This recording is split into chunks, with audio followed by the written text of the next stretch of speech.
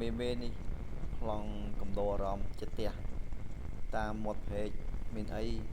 ខំធំរបស់គេមេអើយខំពីរដងនេះខំពីរដងតឹងដៃណាស់មេអើយវត្តមកឡើងតឹងដៃហ្មងហើយត្រីអាពេលទឹកសមុទ្រហ្នឹងខំកាចហើយធំធំថ្លោះល្អទៀតពីព្រោះវាសបោនុយចាប់មកមានអីវត្តតែមួយខ្សែឡើងគោកហើយកូនហេងនេះវិញឃើញត្រីអូប៉ាធំសប្បាយចិត្ត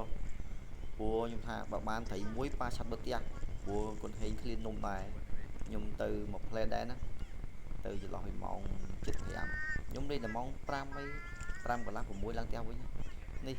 ថ្លោះល្អមានមើលត្រីហ្នឹងចូលកន្លះគីឡូមានត្រីហ្នឹងយើងមើលនៅក្នុងហ្នឹងទូចទេតែត្រីធំហើយថ្លោះល្អហើយសម្បល់វាមើលទៅគួរឲ្យតាក់ទាញហ្មងនិយាយត្រីហ្នឹងត្រីឆ្ងាញ់ហ្មងត្រីហ្នឹងហើយតាមព្រែកអត់